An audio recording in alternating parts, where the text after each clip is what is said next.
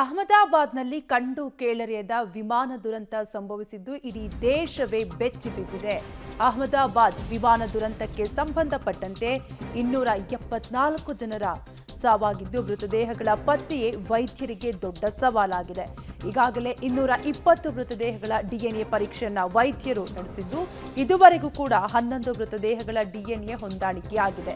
6 ಮೃತದೇಹಗಳನ್ನ ಸ್ಥಳಾಂತರಿಸಿದ್ದಾರೆ. Civil ಆಸ್ಪತ್ರೆಗೆ ಈಗಾಗಲೇ ವೈದ್ಯರು ಬಿಜೆ ಮೆಡಿಕಲ್ ಕಾಲೇಜಿನಲ್ಲಿ ಡಿಎನ್ಎ ಟೆಸ್ಟ್ ಅನ್ನ ಮಾಡಲಾಗ್ತಾ ಇದೆ.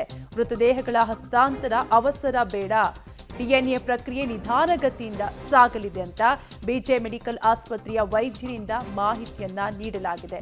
ಒಟ್ಟಾರೆಯಾಗಿ ಅಹಮದಾಬಾದ್ನ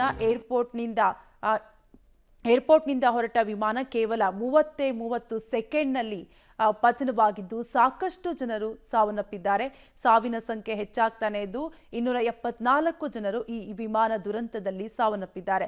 ಆದರೆ ಮೃತದೇಹಗಳ ಪತ್ತೆಯೇ ಈಗ ವೈದ್ಯರಿಗೆ ದೊಡ್ಡ ಸವಾಲಿನ ಕೆಲಸವಾಗಿದ್ದು 220 ಮೃತದೇಹಗಳ ಡಿಎನ್ಎ ಪರೀಕ್ಷೆಯನ್ನು ಕೂಡ ಈಗಾಗಲೇ ವೈದ್ಯರು ನಡೆಸ್ತಾ ಇದ್ದು ಇದುವರೆಗೂ ಕೂಡ 11 ಮೃತದೇಹಗಳ ಡಿಎನ್ಎ ಹೊಂದಾಣಿಕೆ ಆಗಿದೆ ಅಂತ ತಿಳಿದು ಬಂದಿದೆ. 6 ಮೃತದೇಹಗಳನ್ನು ಈಗಾಗಲೇ ಸಿವಿಲ್ ಆಸ್ಪತ್ರೆಗೂ ಕೂಡ ಸ್ಥಳಾಂತರ ಮಾಡಲಾಗಿದ್ದು ಒಟ್ಟಾರೆಯಾಗಿ ಮೃತದೇಹಗಳ ಪತ್ತೆ ವೈದ್ಯರಿಗೆ ದೊಡ್ಡ ಸವಾಲಾಗಿದೆ. ಯಾಕಂದ್ರೆ ಮೃತದೇಹಗಳು ಅಷ್ಟರ ಮಟ್ಟಿಗೆ ಸುಟ್ಟು ಕರಕಲಾಗಿದೆ, ಗುರುತೇ ಸಿಗದಷ್ಟು ಸುಟ್ಟು ಕರಕಲಾಗಿದ್ದಾವೆ ಮೃತದೇಹಗಳು. ಹೀಗಾಗಿ ವೈದ್ಯರಿಗೆ ಈಗ ಮೃತದೇಹಗಳನ್ನು ಪತ್ತೆ ಮಾಡಿ ಕುಟುಂಬಸ್ಥರಿಗೆ ಹಸ್ತಾಂತರ ಮಾಡುವುದೇ ದೊಡ್ಡ ಸವಾಲಿನ ಕೆಲಸವಾಗಿದೆ.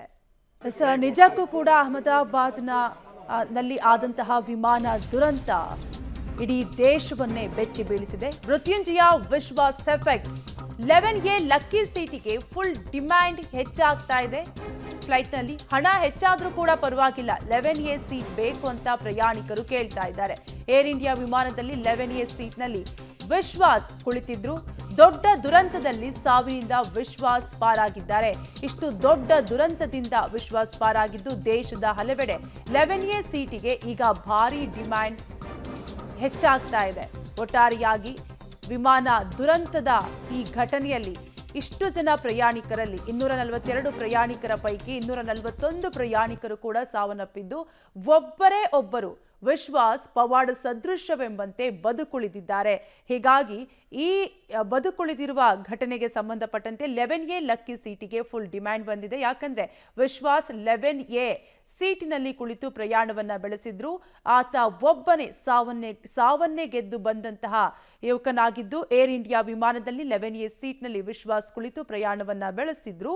ದೊಡ್ಡ ದುರಂತದಿಂದ ಸಾವಿನಿಂದ ವಿಶ್ವಾಸ್ ಕುಮಾರ್ ರಮೇಶ್ ಪ್ರಾಣಾಪಾಯದಿಂದ ಪಾರಾಗಿದ್ದಾರೆ ದೇಶದ ಹಲವೆಡೆ. ಹೀಗಾಗಿ 11A ಸೀಟಿಗೆ ಭಾರಿ ಡಿಮ್ಯಾಂಡ್ ಹೆಚ್ಚಾಗಿದೆ.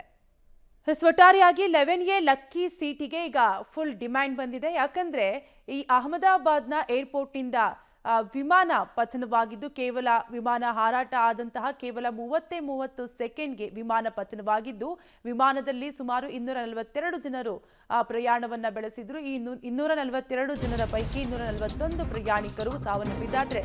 ಒಬ್ಬರೇ ಒಬ್ಬ ವ್ಯಕ್ತಿ ಪವಾಡ ಸದೃಶವೆಂಬಂತೆ ಬದುಕುಳಿದಿದ್ದಾರೆ.